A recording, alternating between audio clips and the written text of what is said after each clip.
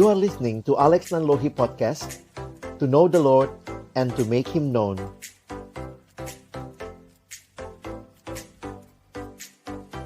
Berkatilah baik hamba-Mu yang menyampaikan firman, setiap kami yang mendengar firman Tuhan, tolonglah kami semua, agar kami bukan hanya menjadi pendengar-pendengar firman yang setia, tapi mampukan kami dengan kuasa dari Roh-Mu yang kudus, kami dimampukan menjadi pelaku-pelaku firman-Mu di dalam hidup kami, di dalam masa muda kami. Bersabdalah ya Tuhan, kami anak-anak-Mu sedia mendengarnya, dalam satu nama yang kudus, nama yang berkuasa, nama Tuhan kami Yesus Kristus. Kami menyerahkan pemberitaan firman. Amin. Shalom, silakan duduk teman-teman. Sore hari ini kita akan sama-sama belajar firman Tuhan dalam kelanjutan Kisah Para Rasul. Dan hari ini kita masuk Kisah Rasul 18 ayat 24 sampai Kisah Rasul 19 ayat 41. Ayatnya cukup panjang, karena itu saya minta teman-teman boleh memperhatikan terlebih dahulu ya. Nah, karena itu sore hari ini saya mencoba membaginya ya. Bisa tolong next. Ini pembagian saya mengikuti satu buku yang ditulis oleh John Stott. Jadi silakan teman-teman lihat pembagiannya, lihat judulnya, hanya bagi dua. Bagian pertama, Apolos mengunjungi Efesus. Nanti bagian kedua, kita lihat Paulus di Efesus. Mulai dari Kisah Rasul, pasal yang ke-19 ayat 1 sampai 41. Oke? Sekarang saya kasih waktu teman-teman baca dalam hati sambil lihat ini ya. Jadi biar kalian tahu ini tentang apa, ini tentang apa. Silakan teman-teman baca dalam hati masing-masing ya, jangan hati temannya ya. Jadi silakan membaca pasal 18 ayat 24 sampai 19 ayat 1. Pastikan semua punya Alkitab cetak. Ya, biar mungkin bisa lebih gampang begitu ya. Baik, silakan teman-teman baca terlebih dahulu. Oke, saya harap teman-teman sudah bisa dapat gambarannya. Keindahan kita belajar seluruh kitab, kita akan membaca keseluruhannya ya. Jadi perlahan-lahan kita maju dan kita akan melihat hari ini khusus kaitannya dengan Efesus ya. Jadi kalau teman-teman perhatikan apa yang terjadi di sini setelah Paulus dari Antioquia, kita tahu ya, Antioquia menjadi tempat Paulus memulai pelayanan misinya. Jadi kalau kalian perhatikan, Antioquia itu jadi markasnya ya. Setiap kali selesai pelayanan akan kembali ke Antioquia lagi. Nah, coba lihat sebentar, itu di pasal yang ke-11. Biar coba teman-teman lihat konteksnya sebentar. Lihat sebentar pasal yang ke-11.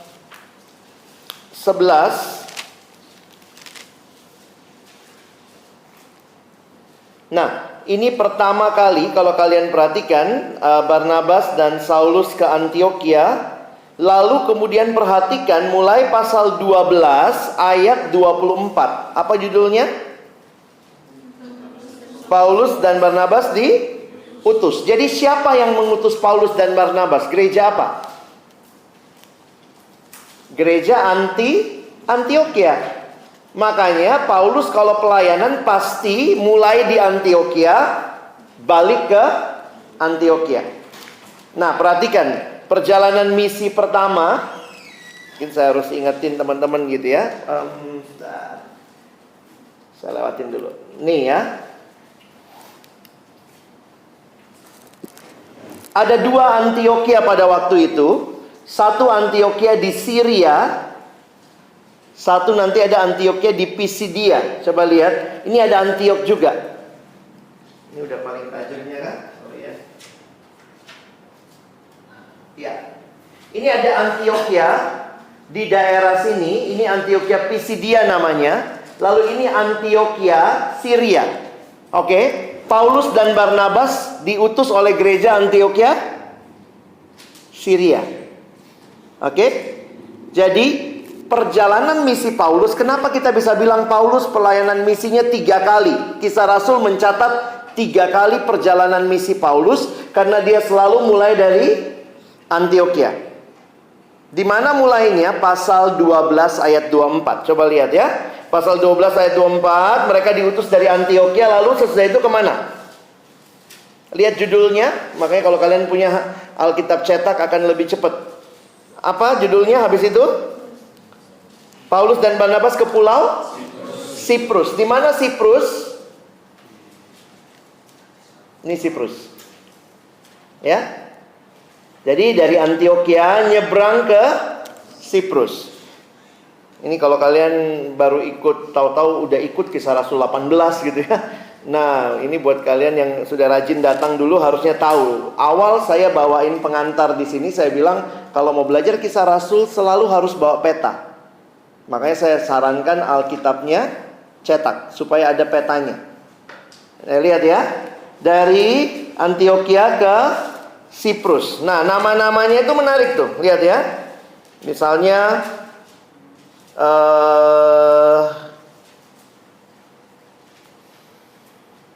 di Siprus ayat 5, pasal 13 ayat 5. Setibanya di Salamis, mereka memberitakan Injil Allah. Jadi mereka tibanya di mana? Salamis. Lalu kemudian terus menjelajah seluruh pulau itu sampai ke Pafos. Ada ya? Nah, lihat ya. Dari situ mereka lihat sekarang judulnya lagi. Pasal 13 ayat 13. Judulnya kemana? Ke Antioquia di Pisidia. Dia ke sini nih.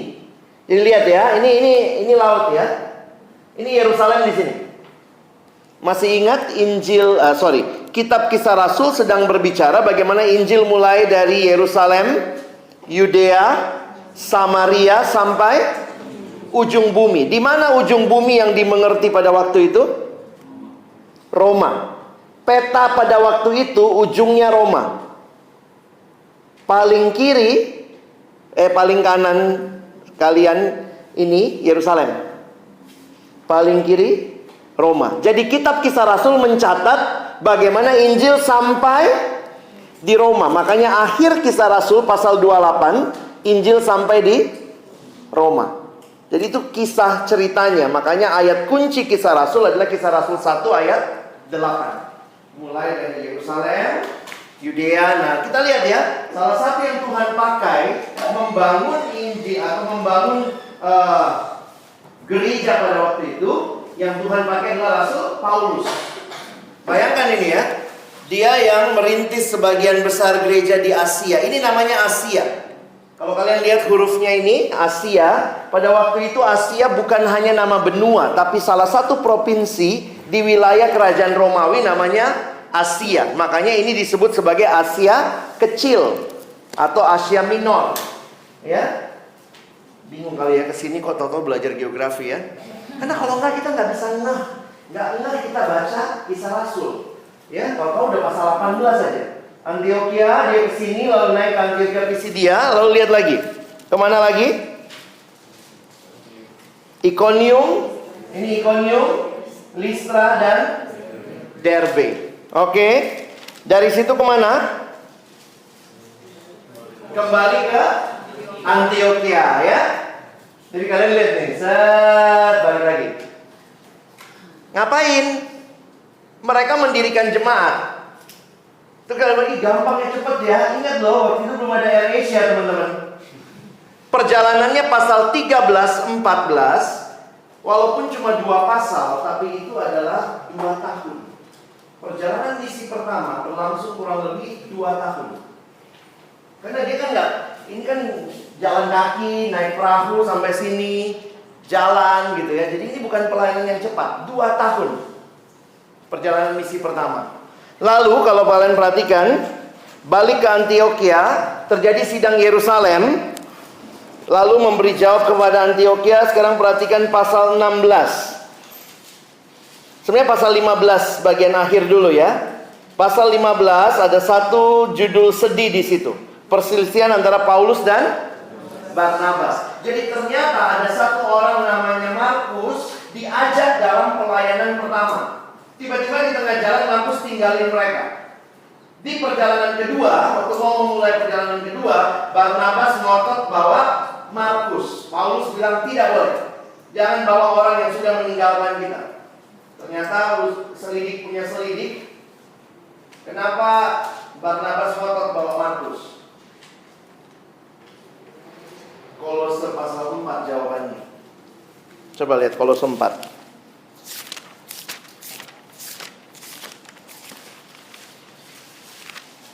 Coba cari dengan cepat bagian-bagian akhir. Ayo coba.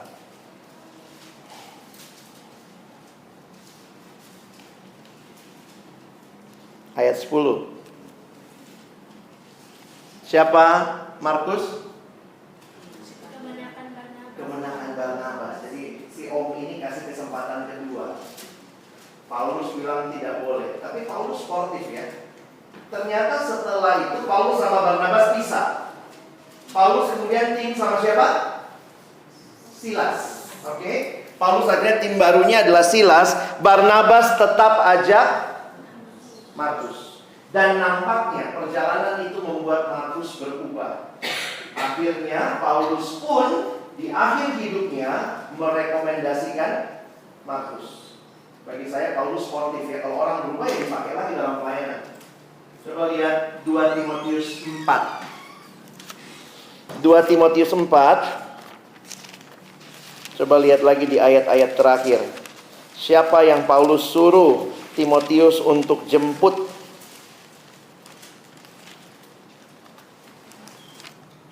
Siapa? Ayat 11. Hanya Lukas yang tinggal dengan aku. Lalu disuruh jemputlah. Siapa yang disuruh jemput Markus? Bukan Lukas. Ingat loh, suratnya buat siapa? Timotius. Jadi Timotius jemputlah Markus. Bawalah kemari karena pelayanannya penting bagiku. Jadi Paulus sportif. Orang berubah diajak lagi pelayanan. Jadi bagi saya ini menarik ya. Paulus sama Barnabas berpisah. Itu salah satu sejarah sedih dalam pelayanan misi. Tapi mereka berpisah dan keduanya tetap melayani. Sekarang orang kalau misah ternyata yang satu gak mau datang persekutuan lagi. Udah saya gak mau lagi pokoknya. Dan kelihatan sekali berbeda. Dua ini berpisah tapi mereka tetap melayani. Itu hal yang menarik.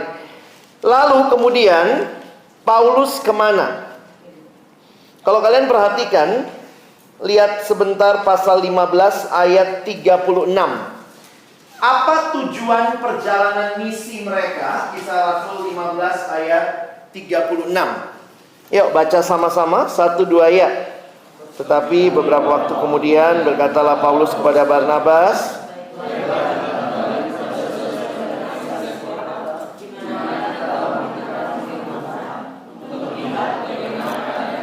jadi ternyata kunjungan kedua lebih bersifat penggembalaan. Jadi ya siapa yang dikunjungi? Yang sudah dikunjungi di perjalanan pertama. Memang mereka pisah.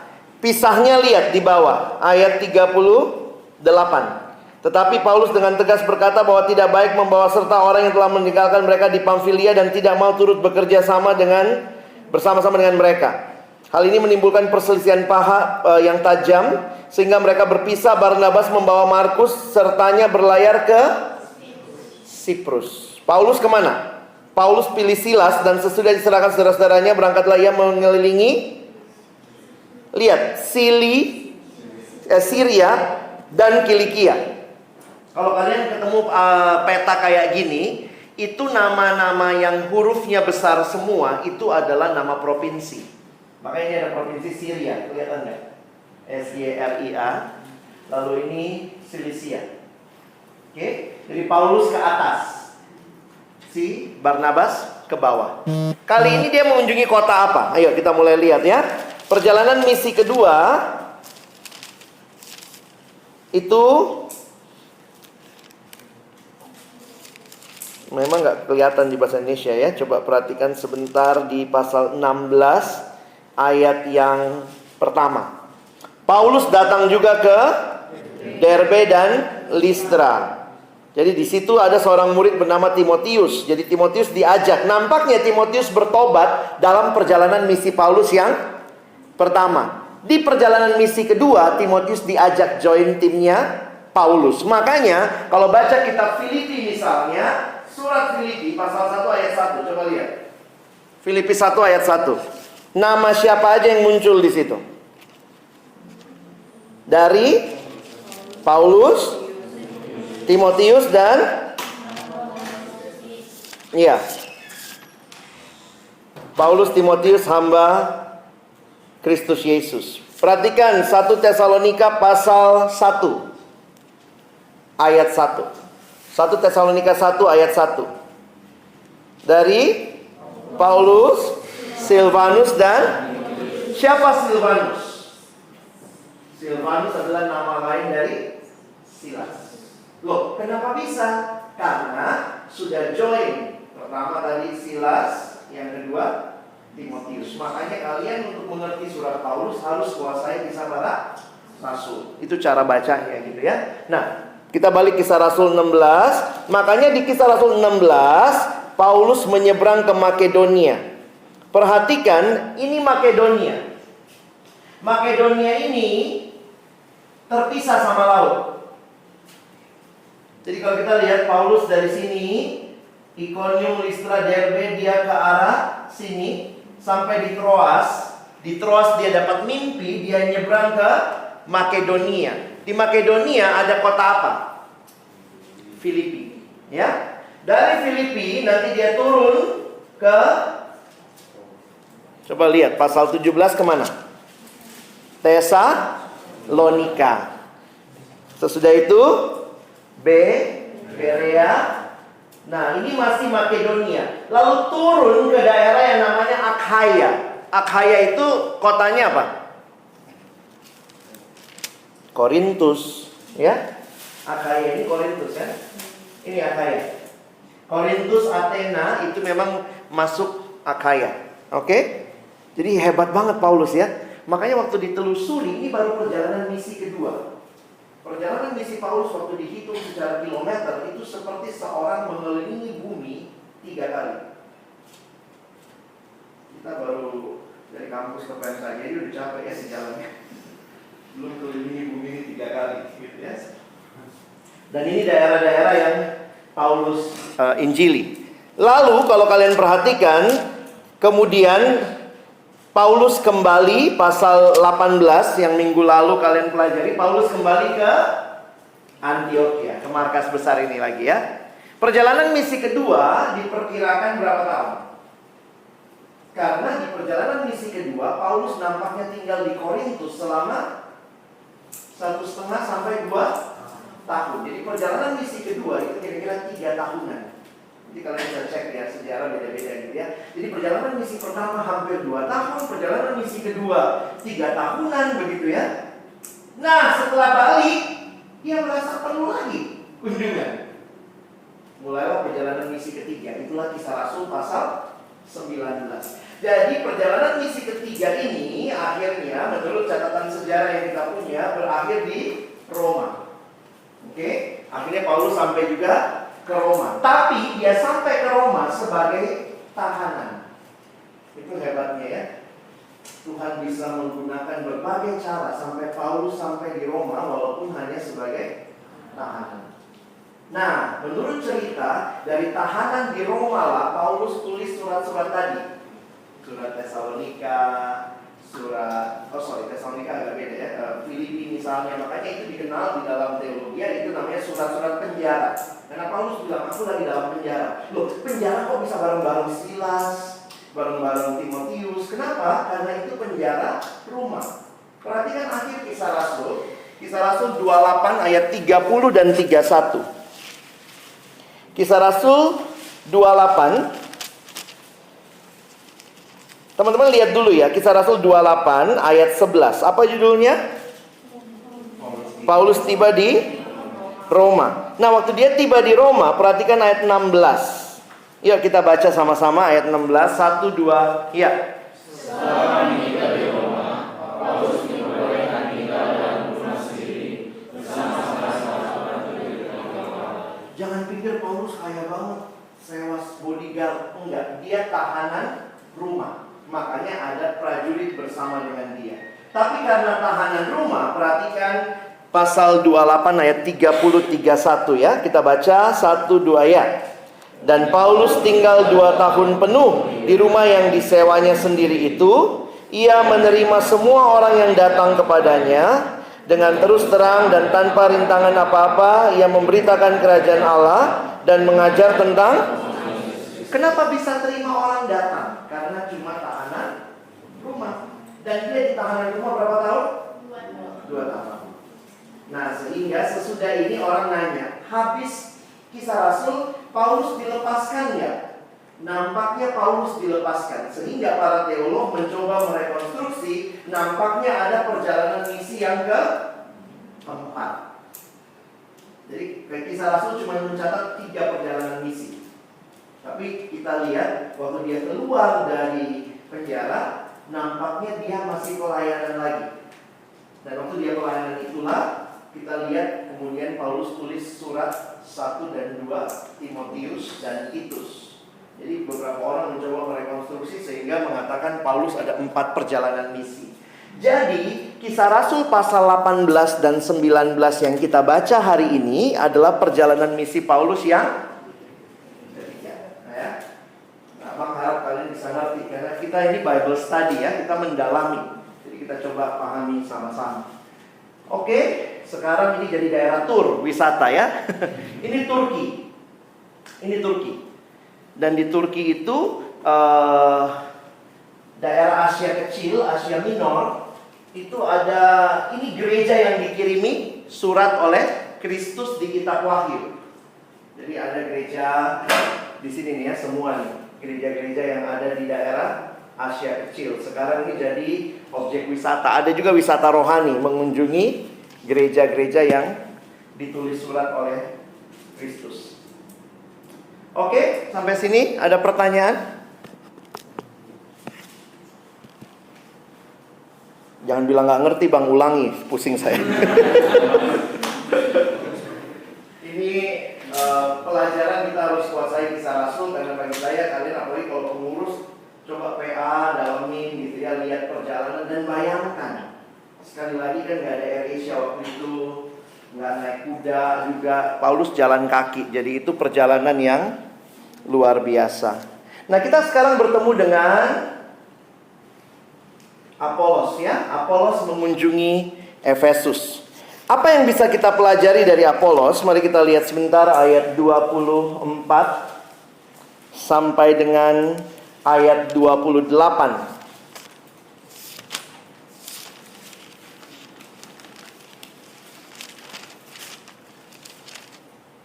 Tidak banyak yang kita ketahui tentang Apolos selain dia orang Yahudi, seorang Yahudi bernama Apolos yang berasal dari Alexandria. Di mana Alexandria? Di mana? Mesir, ya. Alexandria ada di Mesir. Salah satu komunitas Yahudi yang besar pada waktu itu adalah di Alexandria. Sorry ya, kalian mesti lihat peta lagi nih. Ini Alexandria.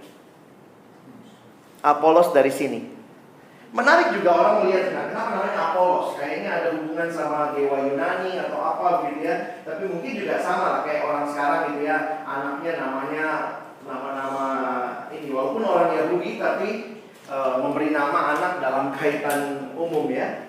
Dulu teman saya suka bercanda, ada teman namanya Apolos dulu. A berarti tidak, Polos berarti polos. Apolos tidak, polos. Itu bercanda kami gitu ya. Tapi Apolos ini seorang yang terpelajar dan nampaknya kita bisa lihat beberapa hal tentang Apolos ya. Kalau kalian, saya mau agak kekinian lah ya. Kalau kalian mau file lengkapnya, silahkan scan barcode, ya.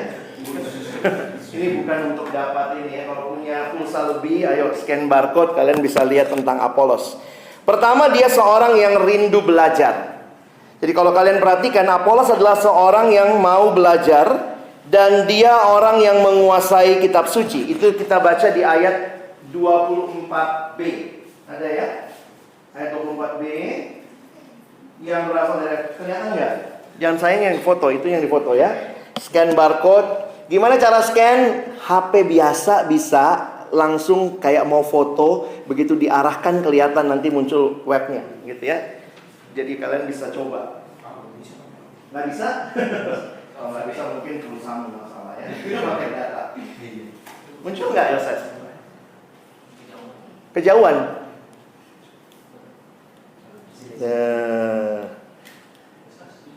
Bisa? Download manual aja ya. Nah, saya jelaskan sedikit. Pertama, dia seorang yang rindu belajar karena dia menguasai kitab suci. Yang kedua, perhatikan di ayat yang ke-25a. Di ayat ke-25a, ia menerima pengajaran dalam jalan Tuhan. Perhatikan, istilah jalan Tuhan itu adalah istilah yang dipakai untuk menggambarkan kekristenan pada masa itu. Di Apolos adalah seorang yang mengerti jalan Tuhan. Nah, menariknya, nampaknya dia tahu ajaran Yesus, tapi dia tidak tahu bahwa Yesus itu sudah mati dan bangkit. Jadi kalian bisa bayangkan, Yesus kan pelayanan 3 tahun.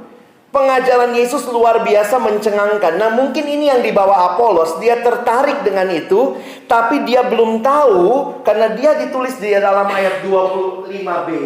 Dia cuma tahu baptisan Yohanes. Karena itu kita melihat, nah menarik di sini ya. Coba perhatikan. Ia mulai mengajar ayat 26 dengan berani dalam rumah ibadat. Tetapi setelah Priskila dan Aquila mendengarnya, ini pasangan suami istri yang melayani, mereka membawa dia ke rumah mereka dan dengan teliti menjelaskan kepadanya jalan Allah. Saya pikir ini salah satu cara yang baik ya, tidak langsung menegur di depan umum, tapi dibawa lalu dijelaskan. Nampaknya Apolos menerima penjelasan itu, dan kira-kira pertanyaan kita adalah apa yang dijelaskan ke Apolos? Para teolog mencoba menyimpulkan, nampaknya yang diberitahu adalah tentang Yesus yang mati dan bangkit, dan juga tentang baptisan di dalam nama Allah Tritunggal. Sehingga kalau kalian perhatikan ayat 27, karena Apolos ingin menyeberang ke Akhaya. Jangan lupa tadi ya, mau ke Akhaya. Ya. Saudara-saudara di Efesus mengirim surat kepada murid-murid di situ supaya mereka menyambut dia. Ini surat rekomendasi. Setibanya di Akhaya, maka ia oleh kasih karunia Allah menjadi seorang yang sangat berguna bagi orang-orang yang percaya. Sebab dengan tak jemu-jemunya ia membantah orang-orang Yahudi di muka umum dan membuktikan dari kitab suci bahwa Yesus adalah Mesias.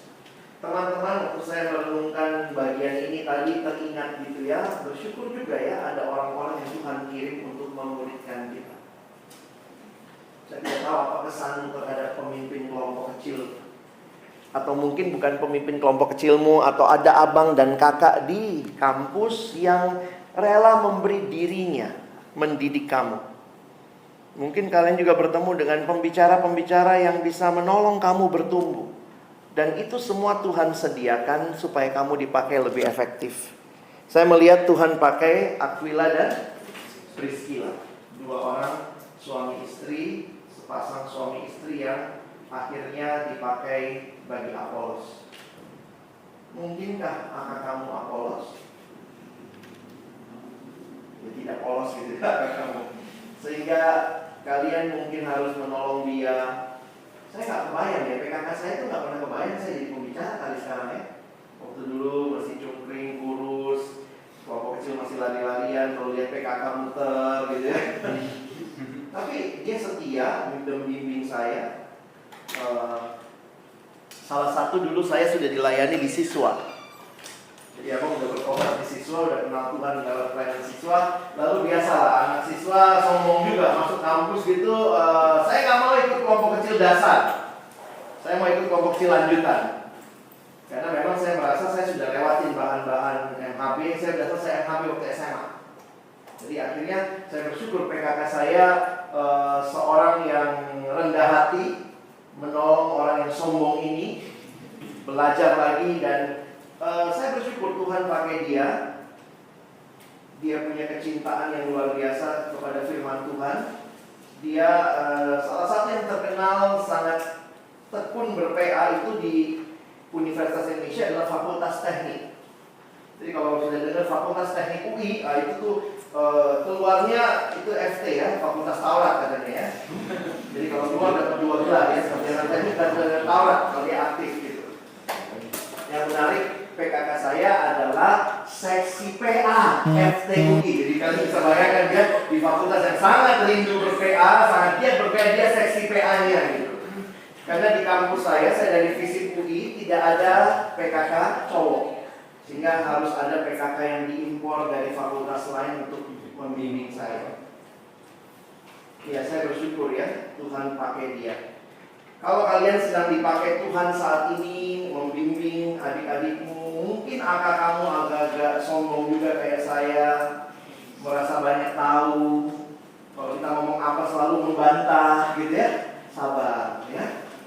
Mana tahu Tuhan akan pakai kamu seperti Priscilla dan Aquila bagi generasi ini ya. Jadi ini yang saya ingin kita pahami tentang Apolos. Ini bagian yang panjang, saya nggak bahas satu-satu, tapi kalian bisa lihat ya apa yang terjadi di bagian ini.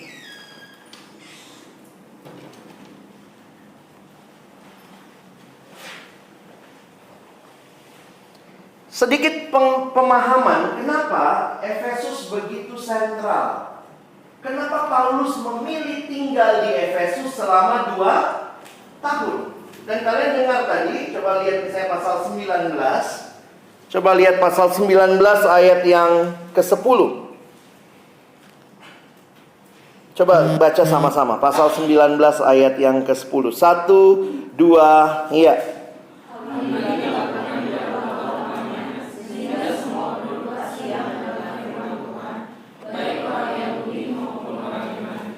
Bayangkan Paulus tinggal di Efesus, dia memilih stay di situ 2 tahun, dan Alkitab mencatat seluruh Asia. Ingat, Asia waktu itu bukan benua, tetapi bayangkan Paulus memilih tempat yang strategis untuk melayani.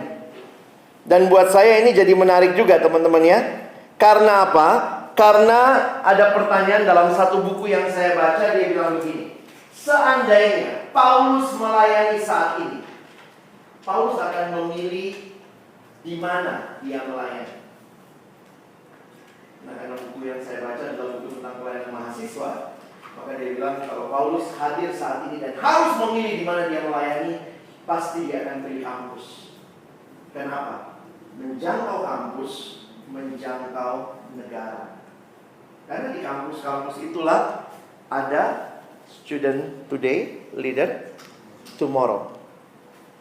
Ya, balik lagi ya. Paulus tidak pergi ke semua kota.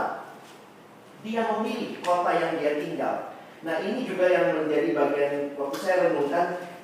Waktu tidak banyak. Teman-teman melayani tidak lama ya.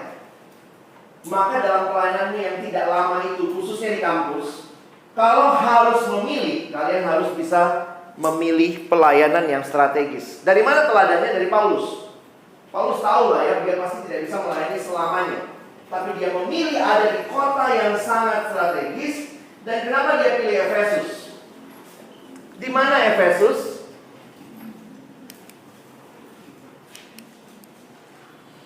Kalau teman-teman perhatikan, ini menarik juga dari cara dia memilih ya. Dia memilih kota Efesus, kota yang penting di bagian Asia kecil barat, sekarang Turki.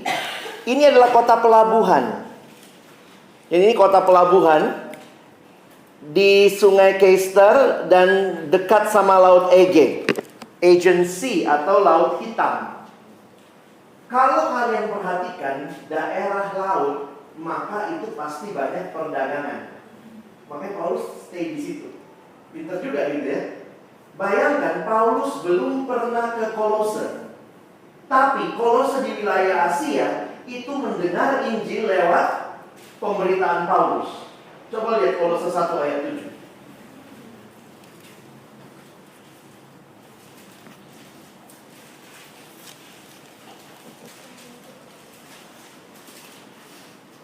Silakan. Ada yang bacakan? Satu orang silakan.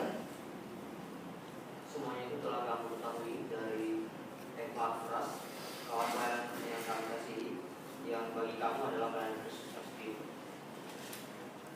Paulus belum pernah ke Kolose. Tapi orang Kolose dekat sama Paulus. Merasa Paulus yang rintis, tapi itu melalui Epafras. Nampaknya Epafras itu pedagang yang mampir ke Efesus. Nah, ini jadi menarik untuk kita perhatikan polanya Paulus begitu ya. Nanti kalian coba perhatikan. Nah, kota ini dihubungkan dengan kota perdagangan yang penting dengan jalan raya, kota keempat terbesar pada pemerintahan Romawi pada waktu itu. Jadi kalau kalian bayangkan Efesus, mungkin ini kayak Jakarta lah ya, metropolitan waktu itu.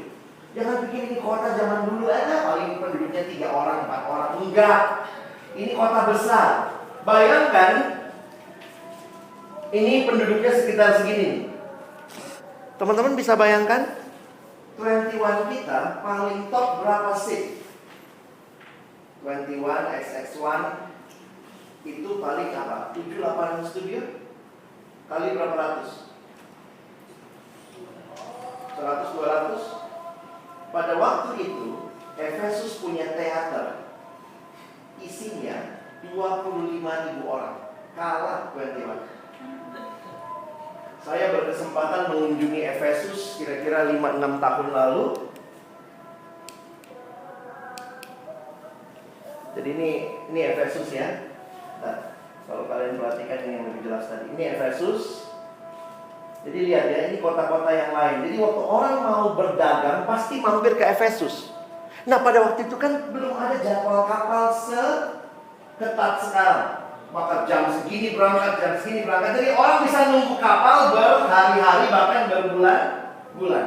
Itu dipakai Paulus bikin kuliah di ruang kuliah Tiranus. Makanya Paulus hanya stay. Paulus gak pernah ke tempat-tempat yang lain. Dia stay di Efesus. Tapi Alkitab mencatat seluruh Asia dengar Injil. Pelayanan mesti strategis. Kenapa? Hidup kita gak lama. Ini Efesus ya.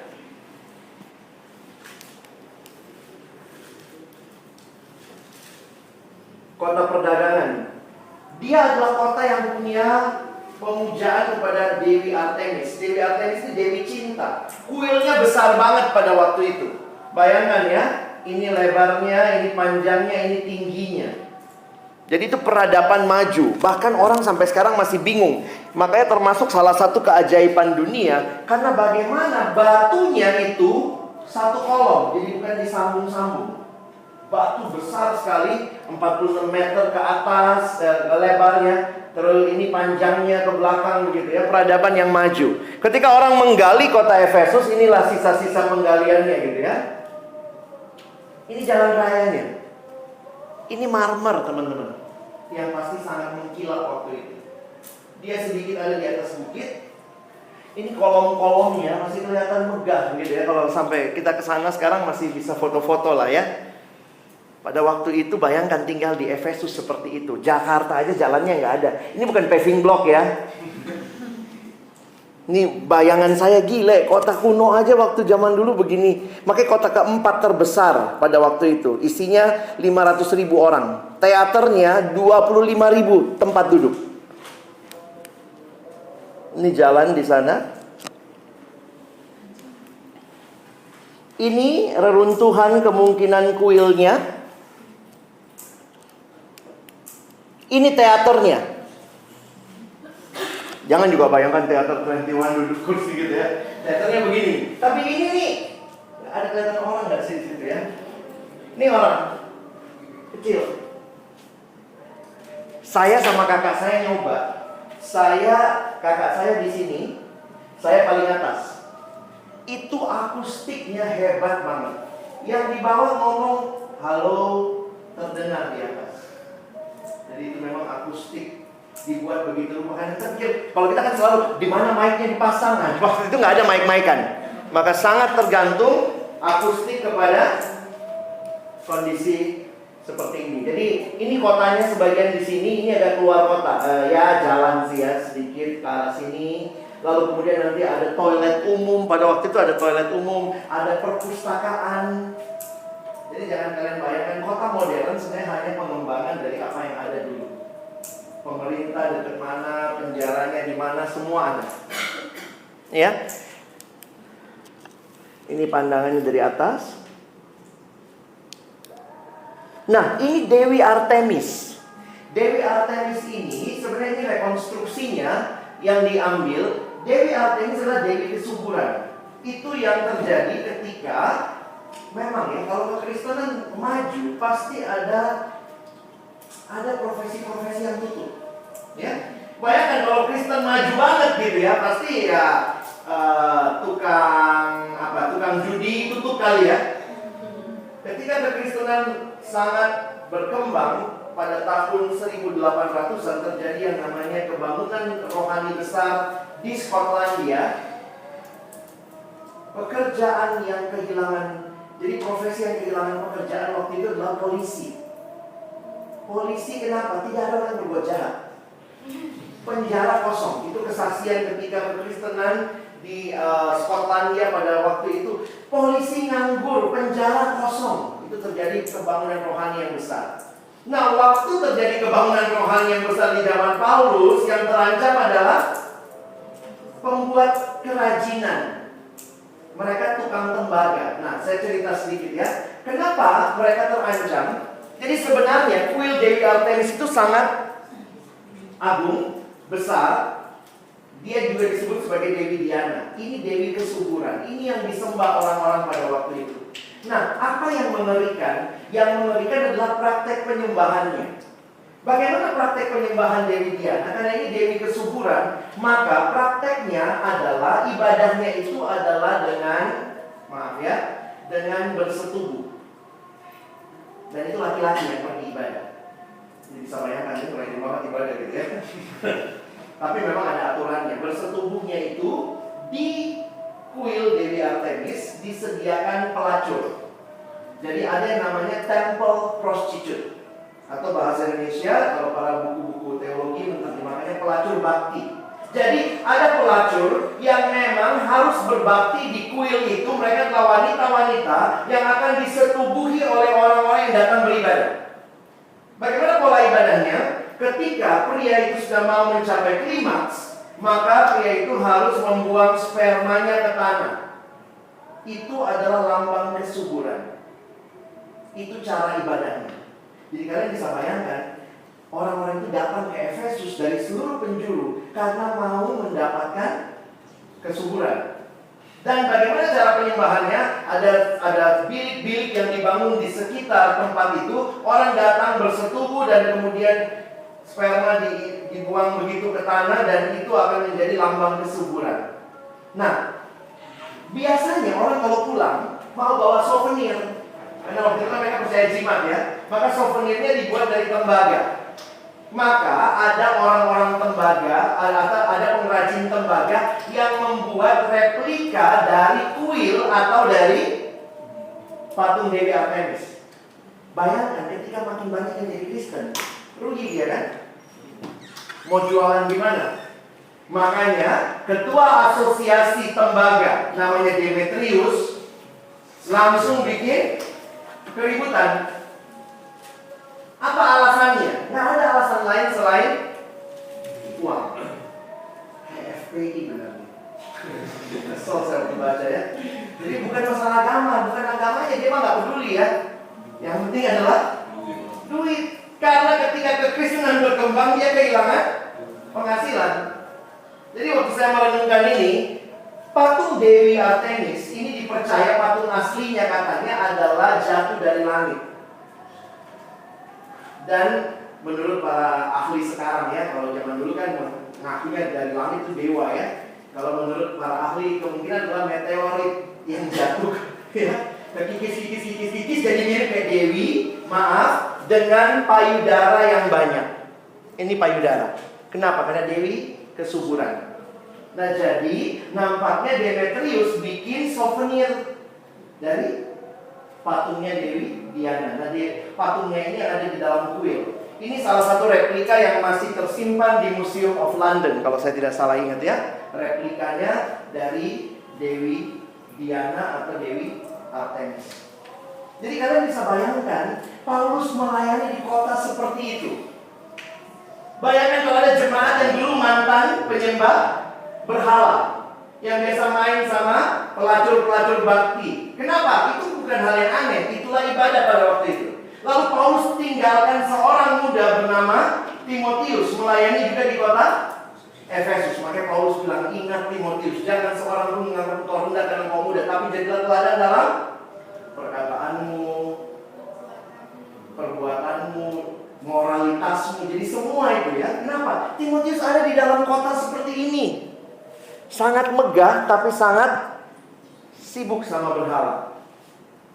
Jadi yang saya mau ajak teman-teman pikirkan, coba lihat sebentar ya.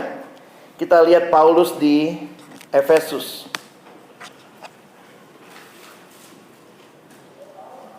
Ketika Apolos masih di Korintus, Paulus, Korintus itu di Akhaya ya. Tadi kan Apolos ke Akhaya. Oke. Di situ didapatinya beberapa orang murid. Katanya kepada mereka, sudahkah kamu menerima Roh Kudus ketika kamu menjadi percaya? Nampaknya murid-murid di situ juga belum kenal Yesus secara penuh. Mereka masih tahunya baptisan Yohanes. Makanya perhatikan, di sini kelihatannya, loh, kok mereka dibaptis lagi? Ya? Ada jawaban mereka menjawab belum. Bahkan kami belum pernah mendengar bahwa ada Roh Kudus. Lalu kata Paulus kepada mereka, kalau begitu dengan baptisan manakah kamu telah dibaptis? Jawab mereka, dengan baptisan Yohanes. Kata Paulus, baptisan Yohanes adalah baptisan orang yang telah bertobat. Dan ia berkata kepada orang banyak bahwa mereka harus percaya kepada dia yang datang kemudian daripadanya. Jadi bukan cuma sampai di baptisan Yohanes, harus sampai kepada Yesus. Ayat 5. Ketika mereka mendengar hal itu, mereka memberi diri dibaptis dalam nama Tuhan Yesus. Dan ketika Paulus menumpangkan tangan di atas mereka, turunlah Roh Kudus ke atas mereka, dan mulailah mereka berkata-kata dalam bahasa roh dan bernubuat. Jumlah mereka adalah kira-kira 12 orang. Teman-teman, ada banyak diskusi dari ayat ini karena ada yang nanya, kalau begitu orang itu harus terima Yesus dulu baru dibaptis Roh Kudus, karena ada cerita seperti ini.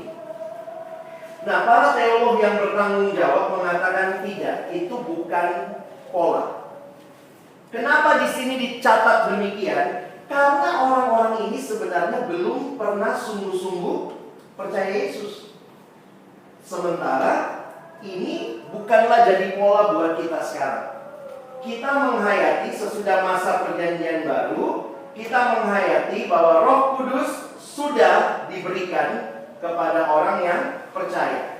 Jadi buat kita, sesuai kalau kalian baca MHB bab 1, terima Yesus berarti sudah terima Roh Kudus.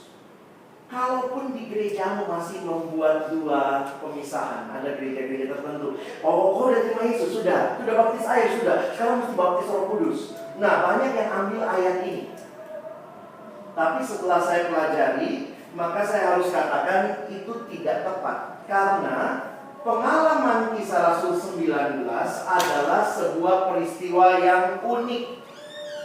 Kenapa yang unik? Tidak bisa kita terapkan pada kita orang Kristen sekarang. Jadi kita Kristen terima Yesus baru kemudian dibaptis roh. Karena orang di Kisah Rasul 19 belum sungguh-sungguh Kristen, karena mereka masih hanya percaya baptisan Yohanes. Jadi gak bisa kita bilang, saya mau kayak Kisah Rasul 19. Kisah Rasul 19 ceritanya lain. Oke, bisa dipahami ya? Lalu di mana bang ayat yang mengatakan terima Yesus sama dengan terima Roh Kudus? 1 Korintus 12 ayat 13. Ayat 3. 1 Korintus 12 ayat 3. Coba teman-teman baca. 1, 2, iya. Karena itu aku mau meyakinkan.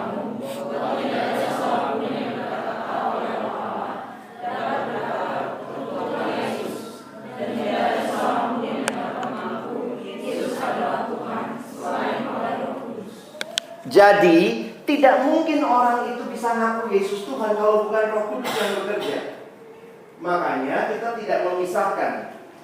Ada yang bilang terima Yesus, terima Roh Kudus. Kalau mau penjelasan lebih dalam, ada materi yang saya buat, silakan scan aja ini. Ya. Kalau nggak mau scan nanti ambil ininya ya, ada filenya semua di situ. Maksud saya supaya gini, kalau kalian mau pelajari lebih lanjut, kenapa itu bukan hal yang sama? Saya sudah kasih intinya tadi. Jangan pakai pengalaman Kisah Rasul 19 yang mereka memang sebelumnya belum Kristen, kau pakai untuk pengalamanmu sekarang yang kau sudah Kristen, sudah terima Yesus, lalu nanti terima Roh Kudus. Jadi saya harus katakan jangan disamakan, ya. Oke? Perhatikan ayat 11. Ayat 8. Selama 3 bulan Paulus mengunjungi rumah ibadat di situ dan mengajar dengan berani. Ayat 8, kalau kalian lihat judulnya tadi, di sini Paulus mulai mengajar di rumah ibadat, tapi juga dia mengajar di ruang kuliah Tiranus. Rumah ibadat pada waktu itu namanya sinagoge. Sinagoge itu sebenarnya kayak, kalau kita mungkin bilangnya musola ya. 10 laki-laki Yahudi dewasa bisa buat satu sinagoge. Makanya itu disebut rumah ibadat. Kenapa? Karena orang Yahudi cuma punya satu tempat ibadat, namanya Bait Allah. Itu cuma ada di Yerusalem. Maka di setiap tempat lain mereka membuat rumah ibadat atau rumah sinagoge, di mana 10 laki-laki Yahudi dewasa boleh buat satu sinagog. Ya. Nah, Paulus masuk ke sinagog-sinagog itu. Nah, coba kalian lihat ya. Oleh pemerintahannya ia berusaha meyakinkan mereka tentang kerajaan Allah. Ada beberapa orang yang tegar hatinya. Mereka tidak mau diyakinkan, malah mengumpat jalan Tuhan di depan orang banyak. Karena itu Paulus meninggalkan mereka dan memisahkan murid-muridnya dari mereka, dan setiap hari berbicara di ruang kuliah Tiranus. Nah, ruang kuliah Tiranus itu di mana? Ya, di Efesus. Ternyata ada tempat yang nampaknya Paulus sewa. Ya, dia berbicara di ruang kuliah Tiranus. Nah, teman-teman, ada satu data yang menarik. Datanya bilang begini nih. Paulus di ruang kuliah Tiranus itu dalam naskah yang lain dituliskan Paulus berbicara di ruang kuliah Tiranus dari jam ke-5 sampai jam ke-10. Wah, apa itu maksudnya? Saya ulangi ya. Ada satu naskah yang bilang Paulus mulai berbicara di jam ke-5 sampai jam ke-10. Itu sistem jamnya orang waktu itu. Jadi Paulus nampaknya bicara mulai dari jam 11 siang sampai jam 4 sore. Jadi ini jadi menarik juga nih ya. Para ahli mencoba menggali kenapa Paulus membuat kuliah di jam itu. Ternyata bagi orang-orang pada waktu itu jam orang gak kerja. Jadi kalau kita pikir, kalau sekarang kita malah kerja jam segitu ya. Pada orang masa itu belum ada AC, panas banget jam segitu. Makanya orang kerja itu dari pagi sampai jam 11. Jam 11 mulai dia rest sampai kira-kira jam 4 matahari terbenam, atau mulai menjelang matahari terbenam mulai nggak panas, baru kerja lagi. Nah, waktu itu Paulus pakai untuk mengajar. Jadi saya sedang bayangkan gitu ya, mungkin ada yang kayak Pak Frans lagi nunggu kapal gitu ya. Mana nih nggak datang-datang, udah 3 minggu nunggu. Ya mungkin kalau udah yuk ikut kuliah intensif. 2 tahun loh dia lakukan itu, hebat ya. Dan karena itulah seluruh Asia mendengar Injil. Padahal Paulus nggak pernah ke Asia. Paulus nggak pernah keliling-keliling. Dia hanya stay di Efesus. Ya. Nah, jadi ini menarik juga untuk teman-teman perhatikan. Lihat ayat 11.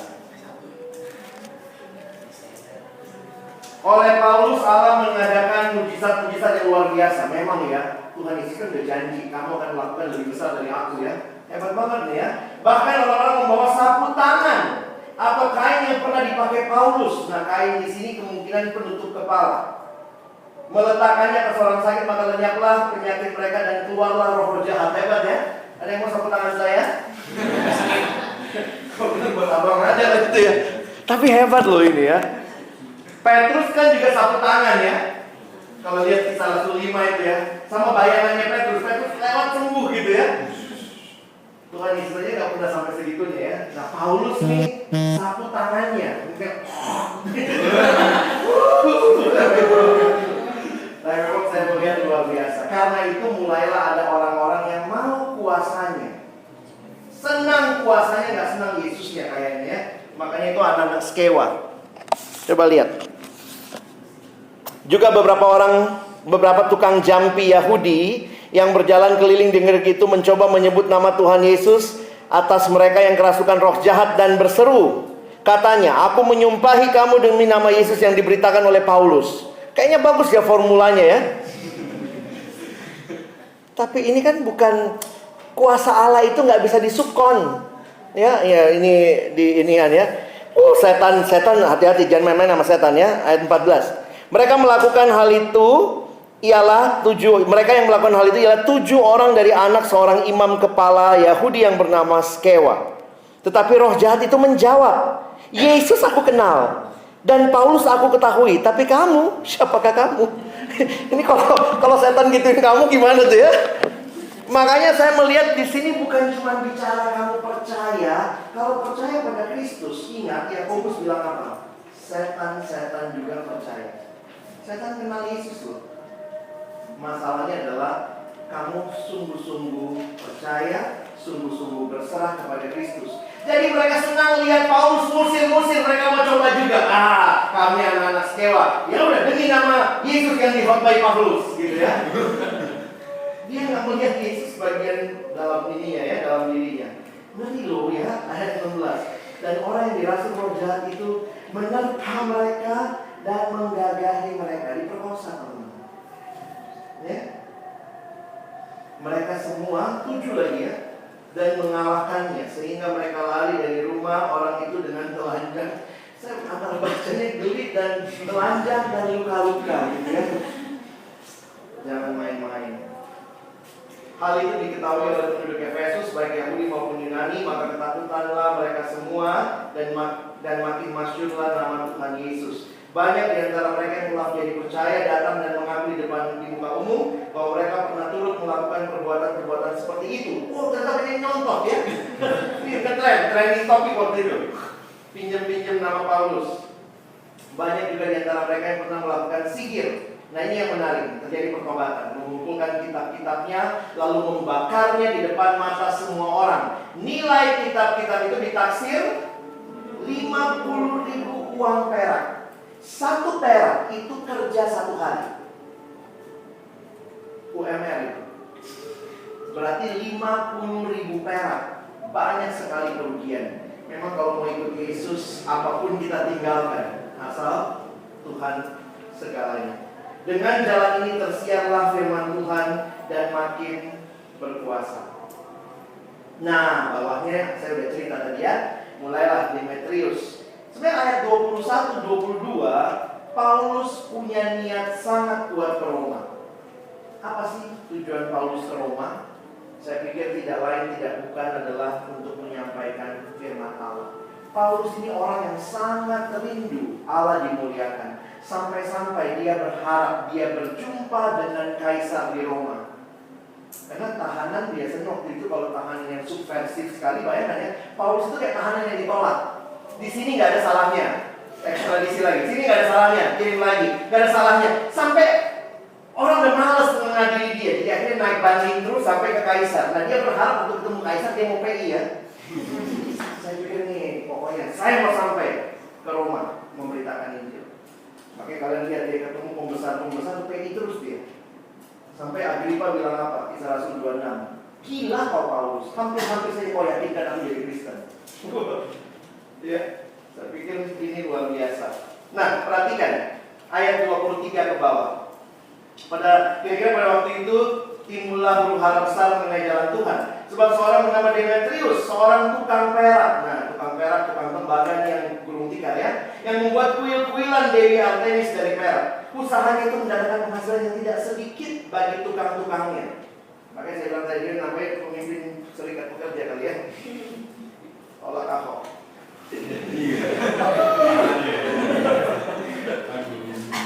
Lanjut ya. Ia mengumpulkan mereka bersama-sama dengan pekerja-pekerja lain dalam perusahaan itu dan berkata, saudara-saudara, kamu tahu bahwa kemakmuran kita adalah hasil perusahaan ini. Bagus pidatonya ini. Sekarang kamu sendiri melihat dan mendengar bagaimana Paulus bukan saja di Efesus, tapi juga hampir di seluruh Asia telah membujuk dan menyesatkan banyak orang dengan mengatakan bahwa apa yang dibuat oleh tangan manusia bukanlah dewa. Emang bukan kan?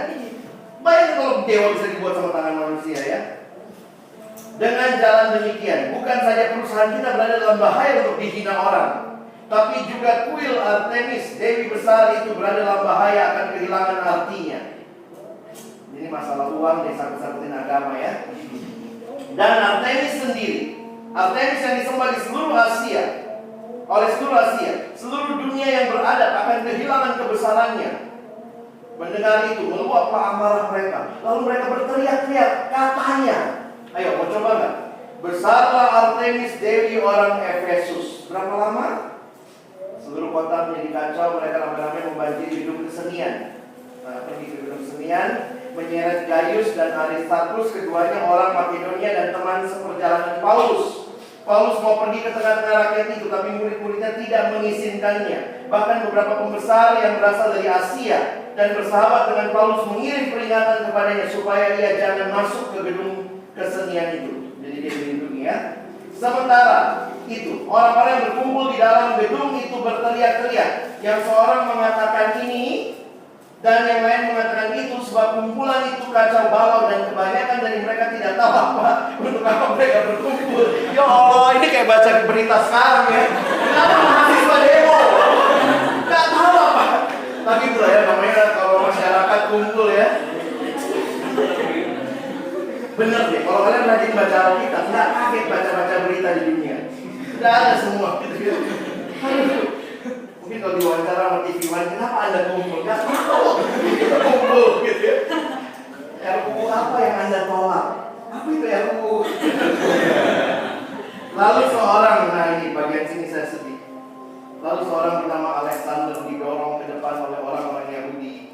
Ia mendapat keterangan dari orang banyak tentang apa yang terjadi. Segera ia memberi isyarat dengan tangannya dan mau memberi penjelasan sebagai pembelaan di depan rakyat itu. Tapi ketika mereka tahu bahwa ia adalah orang Yahudi, berteriaklah mereka bersama-sama kira-kira 2 jam lamanya. Mau coba?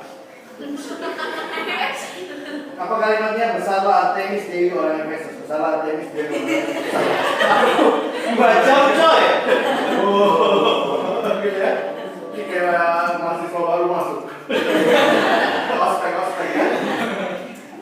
Aduh, hebat sekali ya. Akan tetapi, nah lihat lagi ya, seringkali ada pertolongan yang tidak diduga. Masih ingat Galio sebelumnya ya, pasal yang ke-18. Ada Galio yang dipakai Tuhan, ayat 18 ayat 14. Ketika Paulus hendak mulai berbicara, berkatalah Galio kepada orang Yahudi, hai orang Yahudi. Jadi Galio yang kayak kasih penjelasan gitu ya. Siapa Galio? Lihat ayat 12. Galio menjadi gubernur di Achaia. Bangkitlah orang Yahudi melawan Paulus. Jadi Paulus ini hebat ya. Yang bela tuh bukan dirinya, tapi orang-orang lain nih. Nah ini panitra kota nih. Coba lihat pasal ayat 35. Tetapi panitra kota. Nah siapa panitra kota? Ada yang bilang ini kayak Sekwilda kali ya. Jadi bukan gubernurnya tapi panitra, ini secretary. Kalau saya lihat di terjemahan lain pakai istilah secretary. Panitra kota menenangkan orang banyak itu dan berkata, hai orang Efesus. Ini kalau orang Efesus, hai. Hai orang Efesus, hai. Nah, siapakah di dunia ini yang tidak tahu bahwa kota Efesus lah yang memelihara baik kuil Dewi Artemis yang maha besar maupun patungnya yang turun dari langit. Ya, tadinya teori yang nggak tahu gimana mereka bisa lihat Dewi yang turun ya. Hal itu tidak dapat dibantah, karena itu hendaklah kamu tenang dan janganlah terburu-buru bertindak. Sebab kamu telah membawa orang-orang ini ke sini walaupun mereka tidak merampok kuil Dewi kita dan tidak menghujat namanya. Jadi Jika Demetrius dan tukang-tukangnya ada pengaduannya terhadap seseorang, bukankah ada sidang-sidang pengadilan dan ada gubernur? Jadi hendaklah kedua belah pihak mengajukan dakwaannya ke situ. Wah, ini dia ngerti hukum ya. Karena orang udah mau main hakim sendiri. Tiba-tiba dia bilang, kalau memang ada keberatan, lewatin semua prosedur yang ada. Ya. Ayat 39. Jika ada sesuatu yang lain yang kamu kehendaki, baiklah kehendakmu itu diselesaikan dalam sidang rakyat yang sah. Sebab kita berada dalam bahaya akan dituduh bahwa kita menimbulkan huru-hara pada hari ini, karena tidak ada alasan yang dapat kita kemukakan untuk membenarkan kumpulan yang kacau balau ini. Dan dengan kata-kata itu ia membubarkan kumpulan rakyat itu. Kemarin mahasiswa siapa yang punya akal begini ya, tiba-tiba sangat menengahi gitu ya. Apa yang menarik buat saya, Tuhan selamatkan Paulus menggunakan orang-orang yang tidak terduga, termasuk panitra ini, panitra yang mengerti hukum. Jadi sebenarnya kita bersyukur juga ya, makanya buat teman-teman yang mungkin kuliahnya bidang hukum, kalian bisa berperan dengan hukum yang kalian buat, yang mungkin satu waktu akan mencegah orang dari main hakim sendiri. Bayangkan kalau gereja misalnya mau dibakar, kalau masa semua bakar, terus ada yang berdiri dari mereka sendiri. Kalau mau dibakar, ingat loh, kita yang kena loh. Kita kacau balau begini. Nah, itu ada hal-hal yang Tuhan bisa pakai, hal-hal yang umum di sekitar kita. Nah, berkali-kali kalian perhatikan, Tuhan meluputkan Paulus. Bukan berarti Paulus tidak mengalami lagi, tapi setiap kali pengalaman ini, Kisah Rasul kayak mencatat bahwa ikut Tuhan sulit, tapi ada pertolongan.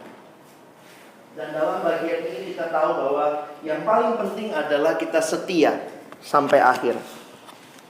Jadi melalui perjalanan ke Efesus ini, saya harap teman-teman makin melihat bagaimana Tuhan pimpinnya Paulus. Dan nanti mulai ke depan kita nanti bisa lihat lagi dari Makedonia ke Troas, dari Troas ke Miletus, ketemu lagi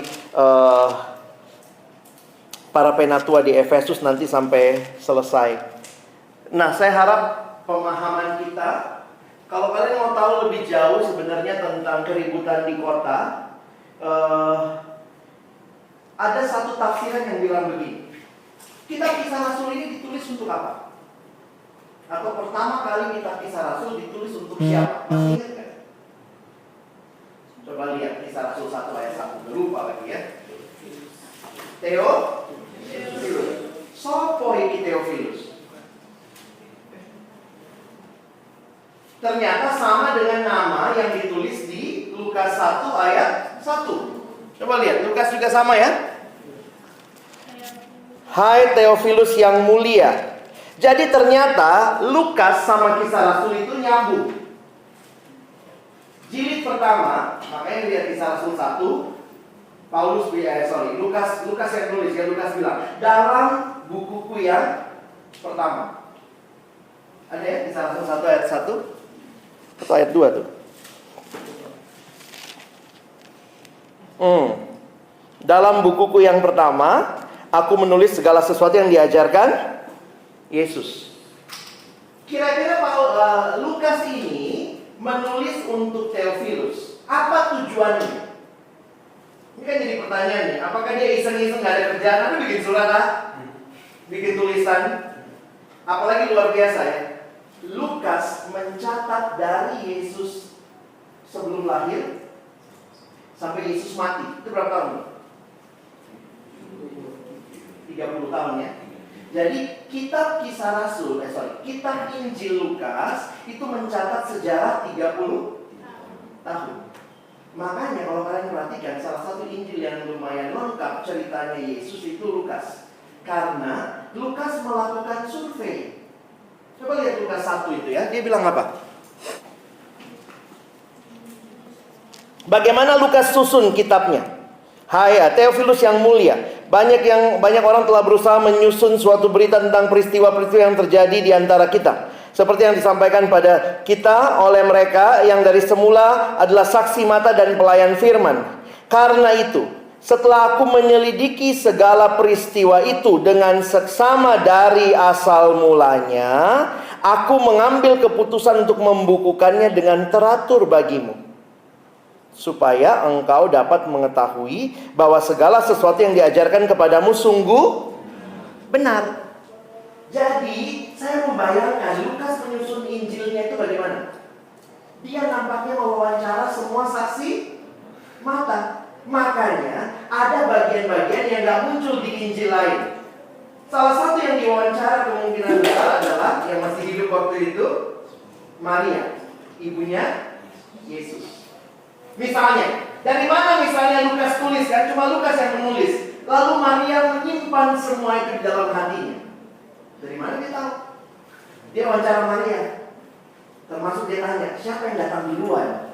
Majus dulu? Karena Matius tulisnya Majus dulu. Siapa yang datang duluan? Terus Maria bilang, yang datang duluan gembala. Mungkin gitu kali ya Maria cerita. Karena ada kalimat di situ, tapi Maria menyimpan segala sesuatu di dalam hatinya. Kok Lukas bisa tahu hati Maria? Tante Maria cerita, ini loh hatiku waktu itu ya. Jadi Lukas yang menulis kitab Injilnya pakai metode riset. Dia riset gitu ya. Nah, pertanyaannya, supaya apa? Apa yang dia mau? Kalau kalian lihat ayat 4 tadi, apa tujuannya? Ayat 5. Supaya kamu tahu itu sungguh benar. Nah, makanya ada yang bilang begini, perhatikan, Theophilus bisa jadi adalah orang Roma, bukan orang Yahudi. Dia orang Yunani yang mungkin adalah pegawai Romawi. Sehingga kalau kalian perhatikan cara Lukas mencatat, Lukas nampaknya mencatat bahwa sebenarnya Paulus itu tidak ada masalah sama orang Romawi. Nangkep nggak? Jadi kitab Kisah Rasul dituliskan oleh Lukas juga punya kepentingan pembelaan atau yang disebut apologia. Karena begitu kalian perhatikan ceritanya, setiap kali ceritanya orang Romawinya bilang apa? Kami tidak menemukan kesalahan. Selalu kami tidak menemukan kesalahan, tapi terus dia dimasukkan dalam penjara, ditahan. Nah, itu juga yang kalian bisa lihat nanti muncul percakapan Yesus di hadapan Pilatus versinya Lukas. Lukas juga mencatat kami tidak menemukan apa yang salah sampai Pilatus cuci tangan. Jadi kitab ini, coba sekarang saya mau tanya, Kisah Rasul itu mencatat sejarah berapa tahun? Kalau tadi Lukas mencatat dari Yesus lahir sampai Yesus naik ke surga. Ini berapa tahun? 30 tahun. Lukas nyatat Kisah Rasul. Mulai dari mana? Kisah Rasul 1, Yesus terangkat ke surga. Anggaplah itu tahun 30. Kisah Rasul 28 itu Injil sampai di Roma. Tahun berapa? Enggak ada di situ ya, kalian cari. Kemungkinan akhir Kisah Rasul itu kira-kira tahun 56-57. Tapi jangan lupa, di akhir Kisah Rasul ditulis lagi apa tadi? Masih tinggal di rumah yang disewanya selama 2 tahun. Jadi kira-kira kalau 56 tambah 2 tahun, berarti Lukas mulai nulis 58. 58 kurang 30. Jadi ada kemungkinan kitab Kisah Rasul juga itu kitab yang mengisahkan peristiwa selama 30 tahun. Jadi 30 tahun pertama Yesus, 30 tahun kedua sejarah gereja. Lukas ini hebat ya. Dia historian menulis sejarah 60-an tahun. Metodenya apa? Riset. Dia riset, dia wawancara. Dan waktu dia tulis kitab Kisah Rasul, perhatikan cara menulisnya nampaknya juga mau memberikan pembelaan kepada Theophilus. Jadi kira-kira gini ya, kalau Theophilus baca ceritanya, Theophilus bisa sadar, ya ampun, Paulus itu korban orang Yahudi yang gak suka sama Paulus Yahudi. Romawi itu cuma dipakai untuk menghukum, karena orang Yahudi waktu itu di bawah penjajahan Roma. Mereka tidak boleh langsung menghukum.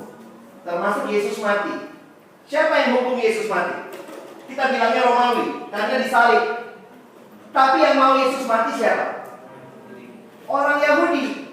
Tapi tidak bisa membunuh mereka, karena mereka di bawah penjajahan Romawi. Hukumnya Romawi. Maka mereka mesti lewatin pengadilan, mengajukan Yesus. Naik terus sampai di atas. Pilatus bilang, saya gak ketemu kesalahan. Lu gila pada? Matikan dia. Saya gak punya. Makanya Pilatus cuci tangan. Darahnya punyamu ya, tanggungannya. Jadi kalau baca Injil Lukas, kita bisa ngerti Yesus musuh utamanya Yahudi. Baca kitab Kisah Rasul, sama ceritanya. Utamanya yang tidak suka Paulus adalah Yahudi. Jadi abang juga pengen kalian, ayo coba bikin tulisan-tulisan yang bagus gitu ya. Coba tiru, kalau kamu punya bakat nulis ya, mungkin dengan tulisanmu orang lain bisa melihat Kristen itu tidak seperti yang mereka pikir. Bisa gitu kali ya. Teman-teman yang nulis blog, yang nulis apa. Kenapa? Karena Tuhan bisa pakai tulisan Lukas. Memang Lukas gak langsung bilang, dasar ini Yahudi ini musuh besar. Enggak ya, tapi lihat cara dia bercerita ya. Tiap kali Yahudi yang provokasi, lalu kemudian yang satu bilang gak temukan kesalahan. Kenapa? Karena itu bagian pengadilannya. Nah, jadi saya berharap Tuhan bisa pakai semua karunia. Teman-teman tahu Lukas itu apa? Dokter. Kenapa dokter bisa tulis sejarah? Karena sebenarnya dokter itu paling dekat sama sejarah. Pernah masuk ICU? Belum? Mau nggak? Kalau kalian masuk ICU, perhatikan di ICU itu dokter itu kerjanya apa? Nyatet. Tiap datang 15 menit dicatat berapa tensimu, berapa ininya. Dokter itu sebenarnya pencatat yang sangat rapi. Makanya sebenarnya kalau kita baca catatan dokter, dia bisa simpulkan penyakit dari berdasarkan catatan. Jam segini dia sakit perut. Oh, berarti obat itu nggak boleh dikasih sebelum jam segini. Jadi dokter itu kan juga kira-kira. Dia udah lihat, oh kayaknya obat itu dikasih sebelum makan. Oh, kayaknya dia agak begini kan. Jadi cara dia membaca, makanya banyak dokter yang sebenarnya pandai menulis. Karena dia bisa menulis sejarah. Oke, saya berharap melalui pembahasan ini teman-teman makin setia kepada Tuhan, siap menghadapi apa saja. Tapi yang penting percaya bahwa Tuhan mengasihimu, Tuhan memberkati. Kalau kalian mau tahu lebih jauh, ini ada artikel dari John Stott tentang penginjilan perkotaan. Menarik untuk kita perhatikan. Nanti kalau kalian tertarik, saya kasih sedikit isinya ya. Kesimpulan John Stott begini. Dengar kalimat saya bacain ya. Kalau kita melihat cerita Paulus dan membandingkan dengan penginjilan kita masa kini, dia menyoroti 3 hal. Penginjilan kita cenderung berfokus pada sekadar mengundang orang-orang datang ke gereja. Tapi Paulus, dia juga membawa Injil keluar kepada dunia sekuler. Ingat ya, ketika ditolak di rumah ibadat, baru Paulus keluar ke umum. Saya pikir itu juga harusnya jadi pola pelayanan kita sekarang. Pelayanan mahasiswa jangan cuma nunggu bola. Mari jemput bola. Saya ulangi, penginjilan kita, kata John Stott, cenderung berfokus kepada sekedar mengundang orang datang ke gereja. Paulus justru membawa Injil keluar ke dunia sekuler. Yang kedua, penginjilan kita cenderung hanya emosional untuk membuat orang mengambil keputusan tanpa pemahaman yang cukup. Paulus, dia benar-benar mengajar, berdebat, dan mencoba mempengaruhi. Jadi kalau kalian lihat, salah satu istilah yang dipakai ialah dialogomai. Dia berdialog. Teman-teman, kadang-kadang sekarang ini yang kita lakukan yang penting KKR. Saya pernah KKR juga, terus kemudian ada pengurusnya yang bilang, "Bang, nanti lampunya dimatikan pas kapan?" "Loh, kenapa dimatikan lampu, Dek?" "Iya, biar lebih seram suasananya." Nanti biar banyak yang terima Yesus, kayaknya begitu ya. Jadi nanti kalau abang pas ngomong apa, mati lampu katanya. Saya bilang, nggak begitulah. Kadang-kadang kita sekarang fokusnya penginjilan itu yang penting emosi. Orang datang nangis-nangis terima Yesus. Siap nggak kita memberitakan Injil dengan dialog? Dengan meladeni pertanyaan orang. Membawa mereka pakai otak, bukan cuma pakai perasaan. Ya. Yang kedua, penginjilan kita membujuk emosi. Seringkali cenderung hanya emosional, membujuk emosi untuk membuat keputusan tanpa pemahaman mendasar yang cukup. Yang ketiga, nah ini yang sangat kena sih bagi saya ya. Penginjilan kita kadang dangkal, hanya pertemuan singkat dan mengharapkan hasil yang cepat. Apa yang Paulus lakukan? Paulus tinggal di Korintus 2 tahun. Paulus tinggal di Efesus 5 tahun. Setia menaburkan benih Injil dan menuai pada waktunya. Kita maunya cepat. Tidak beri diri, tidak serius, tidak setia, tapi mau hasil yang banyak. Saya pikir ini harus jadi perenungan kita ya. Penginjilan bukan hanya menunggu, tapi datang ke sana. Penginjilan bukan hanya emosi, tapi siapkan hal-hal yang mendasar. Pahami Injil dengan benar. Penginjilan bukan hanya pertemuan-pertemuan yang singkat, tapi beri diri. Makanya saya pikir salah satu yang sangat baik kita lakukan adalah kelompok kecil. Dengan kelompok kecil kita bisa dengar apa yang mereka mau tanyakan. Kadang-kadang kan kalau kita KKR, saya sering diundang KKR ya. Kalau KKR itu kan saya tidak dengar kamu tanya apa, tapi saya mau kasih jawaban. Jawabannya apa untuk semua masalah hidup? Yesus. Makanya ada yang bilang begini, kita tahu jawabannya Yesus. Dan banyak kali kita sebutkan jawabannya, tapi kita tidak sungguh-sungguh mendengar pertanyaan orang. We know the answer, but we don't really give our ears to hear their question. Nah, mungkin kita perlu belajar dengar ya. Pasti jawabannya Yesus. Tapi apakah Yesus, bagaimana merelasikan Yesus dengan pergumulan pornografinya? Bagaimana merelasikan Yesus dengan kepahitan masa kecilnya? Bagaimana merelasikan Yesus dengan studinya yang lagi turun? Kita mesti dengar. Dan karena itu saya pikir penginjilan kita harus personal. Saya bisa KKR, orang terima Yesus selesai. Tapi sesudah itu siapa yang follow up? Siapa yang tolong mereka bertumbuh? Ya. Ketika kita belajar Paulus mulai dari Filipi, Tesalonika, Athena, Korintus, Efesus. Saya lihat, kalau kita lihat kan satu pasal, oh Paulus di kota itu, maka seluruh Asia dengar Injil. Ya ampun, dia tinggal 2 tahunan. Di dalam bagian lain disebut 3 tahun. Makanya kita wrap up. Paulus tinggal 3 tahun di Efesus. Korintus tinggal 2 tahun. Nah, tidak ada hasil yang cepat ya dalam pelayanan. Mari belajar menabur. Kalimat Alkitab, orang yang menabur dengan mencucurkan air mata akan pulang dengan sorak-sorai. Kita sih pengennya, Tuhan boleh gak menaburnya gak pakai air mata, terus pulangnya sorak-sorai juga gitu ya. Oke, mari kita berdoa. Bapa, terima kasih untuk setiap perenungan yang boleh Kau izinkan kami nikmati hari ini. Dari apa yang terjadi di pelayanan Paulus di Efesus. Terima kasih di kota besar seperti itu Injil hadir. Injil memberikan alternatif kehidupan yang baru bagi orang-orang yang ada di Efesus. Tuhan, kami sadar termasuk di kota besar seperti Jakarta kami hadir. Pelayanan kampus kami hadir untuk membawa orang kenal Tuhan. Dan kami berdoa, biarlah sungguh-sungguh ya Tuhan ada pembaharuan, ada hidup yang diubahkan. Dan pada akhirnya kami boleh menjadi orang-orang yang membawa berita sukacita itu di tengah-tengah dunia ini. Mungkin kami harus lebih setia, lebih sabar, lebih tekun, supaya boleh melihat hasil yang indah di dalam anugerah Tuhan.